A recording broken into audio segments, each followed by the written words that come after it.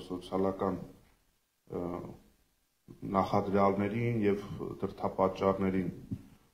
քաղաքացու վարքագծի անդրադառնալ, բայց մի քանի դրվագով հնչած խոսքերի վերաբերյալ ուղղակի այսպես փոքր ռեմարկաներ Սիլիկյանի վերաբերյալ, այո, այդ ամեն ինչպես պարոն Բոզյանը նշեց արդիական է, բայց Երևանում կա Սիլիկյան թաղամաս իր անունով և դեպի Սիլիկյան թաղամաս տանող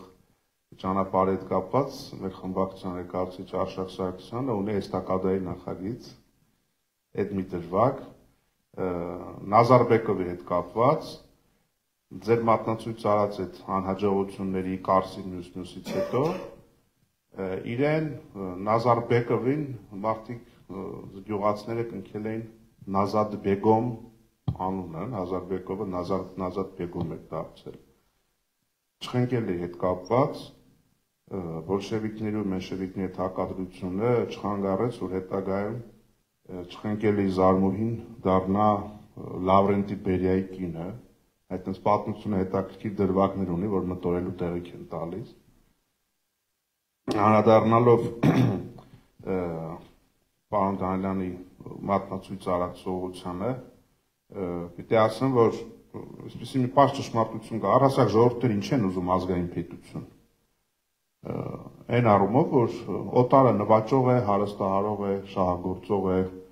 անարդարություն է շատ դեպքում բանեցնում, առավելապես սոցիալական անարդարություն, կրոնական ազատությունների սահմանափակում, շահագործում, ազգային հիմքով, իրավունքների ստորադասում, մշակույթի, այսպես ասենք,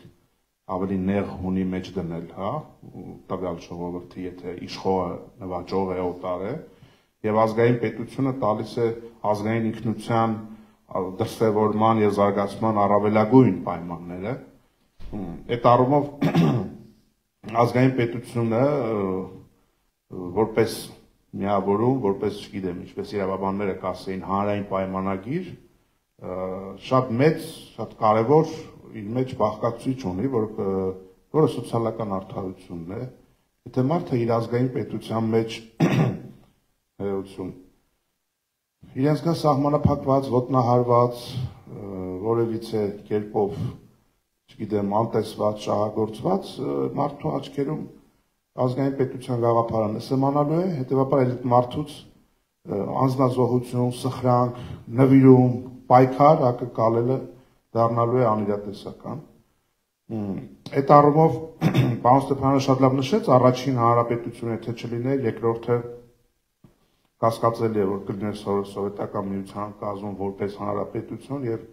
հետեւաբար նաեւ արդեն այս երրորդ հանրապետությունը հիմքը խախուր կլիներ կամ անհեռանկար կլիներ, այդ առումով օրգանական կապը առաջին հանրապետության հետ, այո, մենք զգում ենք ու պետք է շարունակենք զգալ։ Այստեղ պարզապես մի շատ կարևոր դրվագ կա, ինչպես ես քիչ առաջ նշեցի, այդ սոցիալական արդարության դրվագը պահով, տեսեք, երբ որ նոր անկախ Հայաստանը ձևավորվեց, այնտեղ պատերազմ, շրջափակում, հասարակարգի փոփոխություն, նախնական կապիտալի կուտակում, գումարած նաև ընտրական գործընթացների աղճատում, հռչակված ժողովրդավարության այսպես լրջագույն խնդիրներ, ինչը բերել էր այդ սոցիալական անարդարության զգացողության օբյեկտիվ պատկերի եւ 18 թվականին մարդկանց փողոց դուրս գալը, այդ պորտկումն էր, որ մինչ 18 թիվը Հայաստանում ոչ փողոցային process-ով էր երբևէ իշխանություն փոխվել, ոչ էլ ընտրական գործընթացներով, եւ 18 թվականը սոսկ ինչ որ իշխանափոխության տրիվիալ ինչ-որ մեկնաբանություն չէր, այդտեղ կար մարդկանց մոտ մեծագույն ակնկալիքներ սոցիալական արդարության, բայց այս իշխանությունները ցավոք սոցիալական արդարությունը դարձրեցին մի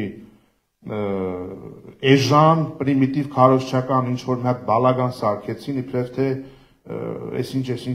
ընտանիքների շերտերը բան են, թալանչիներ են, այ հիմա նրանց թալանը նրանց ձեռքից կվերցնենք, կբաժանենք մեզ ու բոլորը կսկսեն ձեզ ու բոլորը կսկսեն լավ ապրեն, դա էլ սոցիալական արդարությունն է։ Ցավոք նաև դա է մարդկանց մոտ հավատքը շատ բաների հարցում սասանել եւ մենք անելիք ունենք այդ առումով, բայց ամենակարևոր դրվագը որպես խոսքիս ամփոփում ասեմ, Նախորդին բոլորը լսեցիք այդ քննչական կոմիտեից մեծ գումարի առևանգումը եւ մամուլում արդեն արտահոսքեր եղան, որ գողություն արած մարդը հայտարարել է, որ հայրը Արցախյան պատերազմից չի վերադարձել, իրենք 3 երեխա է մայրը մեծացել, առ այս պահատում չունեն։